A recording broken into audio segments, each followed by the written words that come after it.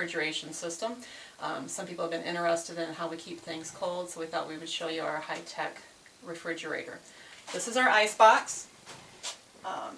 This is actually our second ice box. We have another one that we had used for about 5 years prior to this one, but it was just a portion of the size, and we'll show you that here in a minute. This one we've been using for a while now.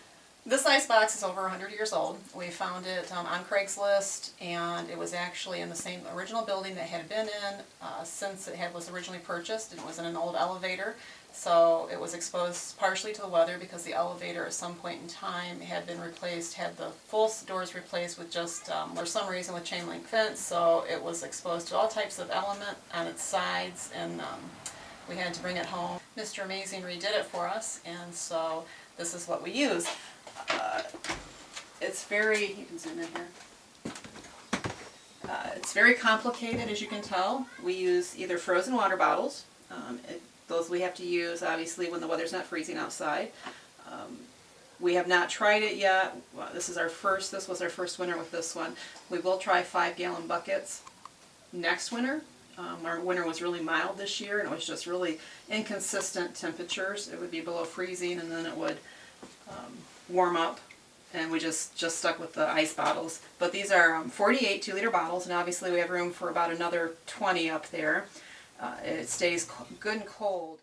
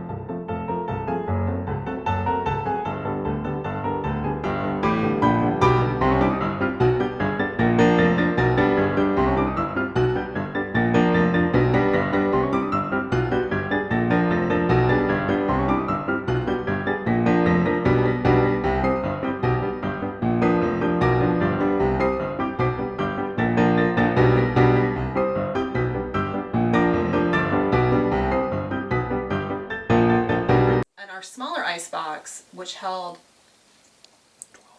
12 to 15 ice bottles if we really packed them in there, would last 2 days, and it was never really cold enough to where, you know, you got comfortable leaving meat beyond a couple of days, or, you know, fresh milk beyond a couple of days. You really tried to use the stuff up right away, which meant you never really got a large quantity of anything going in the ice box. You know, it worked, it was fine. It kept us low waste, which is what we were after. We were also after reducing our electricity, and we were just after the feel of what it was like prior to refrigeration. I know this sounds crazy to some people, and some of you will totally understand, but we hated the sound of the motor from a refrigerator, and it drove us insane. It's a little motor, but for those of us that just like peace and quiet without that type of noise, and we're actually kind of... The motor was the exact opposite of the things we wanted. Again, to some it's going to sound crazy, but to some of you guys, you understand. So we just decided that we were eliminating the refrigerator altogether. We had the ice box, the smaller one, for a good number of years, and so why not use it? We've got it. So then after using it for about 5 years, we really decided that with 6 of us in the house, that a larger one would be just the ticket, and we were blessed and found a really good deal on this one. Now, we have looked at different ones, and on the larger ones they're kind of hard to find porcelain that's really good inside. And this one actually did have really nice porcelain. It actually came with the original shelving. And on the porcelain, what we've noticed with different ice boxes, larger ones, some porcelain is actually just like layered on top of each other. and it's in sheets, like sheet metal. Where some ice boxes will have the porcelain actually contoured to the corners and the edges, and that's what this one is. So we have less chipping. The porcelain will last a lot longer. You know, I mean, if this lasts another 100 years, obviously we're not going to be here, so it's not a big deal to us. But, you know, it's nice to have something that you know you're not going to have to replace again. Whereas a refrigerator, let's face it, you're going to have to replace it again and again and again. Now, we got really high tech with this. One of our sons thought he really wanted a refrigerator light, which we haven't. I don't even know if he remembers what a refrigerator light. I don't even know if he remembers what a refrigerator light is, except for this. So there's our refrigerator light. We can take it out, turn it off, doesn't matter. But for purposes of this filming, we put it back in. As you can see, it holds a huge amount. This thing is 28 inches deep, and up here we've had up to 50 dozen eggs at one time. I know, why would you have 50 dozen eggs? Because we're very particular about what we eat, and we store up good eggs. Our chickens don't lay right now, haven't been laying, they're older. We need to replace our flock, but a friend of ours raises chickens the way that we would raise them, and so anyone that knows chickens knows they lay more in the warmer weather. And in the winter, they decrease, so during the fall, we bought as much as she could sell. So 48 plus dozens are up there. All right, down here, I want the cameraman here to zoom back in the corner. You can see how it curves around. That was what I was talking about the porcelain being curved around it. You can see we have the porcelain doors. And so it's just full of room.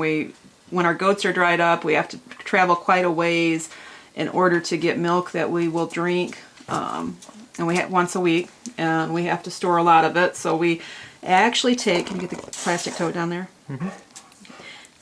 We actually take plastic totes, and we either use ice, which I know there's another expense. However, most of the time, if there's snow, we'll pack snow around it. And that's like almost, it's not quite freezing, but it's far cooler than a refrigerator, and so it will stay twice this long. Alright, this is the one hinge on this side was broke, and it's going to be hard to find a replacement, but this is where the drain area is. There's usually a tube that goes between the ice box up here and a tube that runs behind here. That tube was gone, so we just use a tote to catch the water. Does a great job, unless the tote gets shifted, which it did get scooched around earlier this morning, and we have a little bit of a drip underneath, but not a big deal. Wipe it up and all is well. So to help keep organization, because there is so much room, and it would be easy to let things get pushed in back and forget they're there and not get used and be wasteful, we keep plastic totes filled with different food items, whether it's the butter and cheese or the condiments or the meat. But it's very simple, very reliable, and it's as cold or colder than any refrigerator I am familiar with. And you could probably turn just about anything you wanted. If you really had a gumption to, you could turn just about anything you wanted into a type of ice box. This is the smaller ice box that we used for so many years. There's a long story behind it, and I won't bore you with it right now, where we got it and how we got it. But this one is porcelain inside also, and a lot of the smaller ones are very, longevity. This is quite old. I'm not sure exact age like I am in that one, but this one is quite old also, and it's still in really good shape. This door right here is where the ice went, and as you can see, it's much smaller, held much fewer bottles. This right here, I guess I will tell you part of the history of this. This paint, this was used as a paint unit at one time. Once somebody pulled it out of their kitchen, they used it as a storage for paint, and when we found it, it had spray paint all over it, and Mr. Amazing brought it home and cleaned it up for us. There's a small door down here for storage. Again, you can see it's a lot smaller. It served its time with us. It was useful, but our food was very limited for what we could have on hand. That's how we keep things cool. Thank you for joining us. If you like this video, please remember to subscribe to us. If you have any suggestions on other videos that we can make here in our homestead while we go down our off-grid journey, please leave a comment and we will take a look at those. Thanks a lot, and God bless.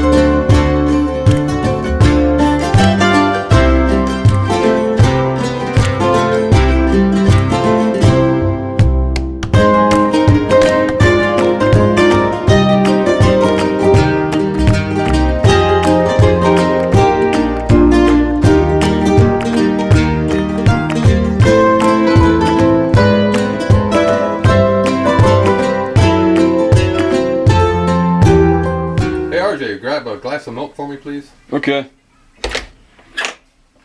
What? There you are. Hi.